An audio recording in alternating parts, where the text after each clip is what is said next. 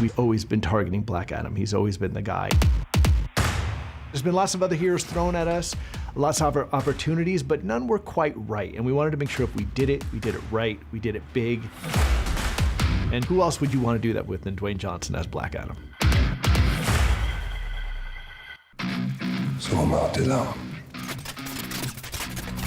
Black Adam actually came onto my radar when I was a kid. I love comic books, and I always gravitated towards Black Adam because he was one of the very few of the superheroes, supervillains, anti-heroes, however you want to categorize Black Adam. He was one of the few who looked like me.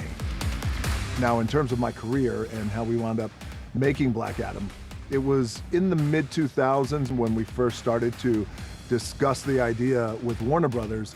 It wasn't the easiest road because Black Adam was not one of the main superheroes that was world-renowned and beloved. One of the challenging things with this industry is you can get buried in development for years, and we had gone down a road where we felt, you know what, maybe we should introduce both Shazam and Black Adam in the same project. It just wasn't working. Those are two very big characters. They both need a little bit more space. As we were developing that kind of dual Black Adam Shazam script, I mean, we were feeling the tensions of trying to get the movie right. You know, DJ was the one who really vocalized and said, you know what, this isn't working like this. Let's break it up. Let's split it up. Let's let Shazam have his own movie, and let Black Adam have his own movie. And when we did that, things really just started to kind of explode and everything moved forward. Shazam was able to move forward the way it needed to. And then Black Adam just took on a whole life of its own. Dwayne knows this script backwards and forwards. Like, this is his film. But not just because he's The Rock, but because he found it, he was the one who wanted to make it, he's been developing it for over a decade.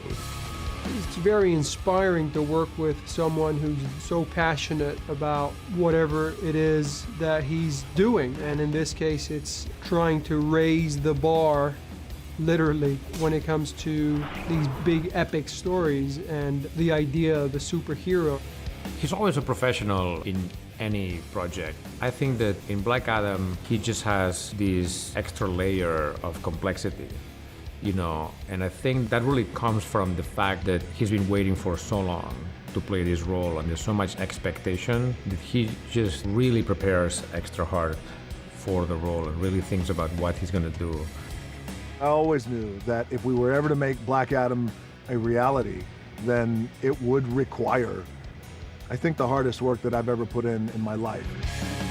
DJ was going to play anyone. It was going to have to be someone extremely powerful, someone that was probably going to rearrange the hierarchy of power in the DC universe, someone that would put Superman on his heels, and someone that would fight for what's right, but his way. Prove your strength, destroy your enemy and all he cares about. Make him beg for mercy, but deny it until his final breath. Interesting, okay? We all love wild characters who just kind of dance to the beat of their own drum. And I think that the complexity of Black Adam is really just a fantastic vehicle for any actor to really show their chops. I just dropped the Plus, it is a superhero movie, so you're gonna get the pizzazz of the superpowers and all this, but you actually get some real acting in it, and you get some real heart. And we get to duke it out, and yeah, man, we get to go at it.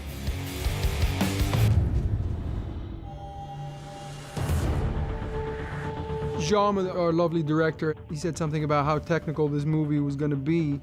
You have so many days to put your plan together and so many days to execute that plan and so many days to shoot it. You never have enough of any of them. Let alone just the difficulty of trying to get some of these environments built, which you're fortunate enough to be part of a DC film, which you get to do environments that do not exist, and that makes it very fun for us and challenging at the same time. We start just with the big set pieces. You know, I think that one of the most difficult things is you can imagine a whole world, but how much are you actually going to build?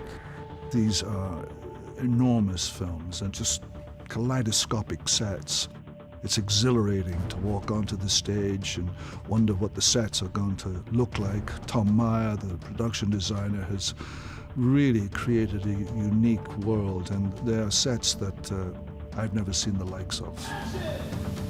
I mean, it's make-believe at its finest. To step on the Kahndaq set, I mean, it makes your job as an actor so much easier because You don't need to believe anything. It's right there in front of you. No detail went unnoticed. You were literally standing in this other world, and it's real. The problems that they run into every single day, the speed bumps, you know, the ways that they got to work through these things, these challenges, we don't hear any of it. We show up to work, we do our jobs, we have fun, we've created a small family. And I think when you have that kind of DNA and makeup where you know that no matter what, we're going to work together, we're going to do what's best for the film, best idea is always going to win, but I got your back and you got mine, you can do anything. We're a tight unit, we trust each other. It's just this really tight, galvanized feeling like family. And it's something very special to be a part of. We'd been wanting to get into the superhero world for a long time. To see Dwayne Johnson step in front of the camera as the first time as Black Adam, it's historic for us. It's a big moment. That's what I love about this particular film. There's real heart in it. There's a real fight, real struggle. You know, there's a reason. They're fighting for something.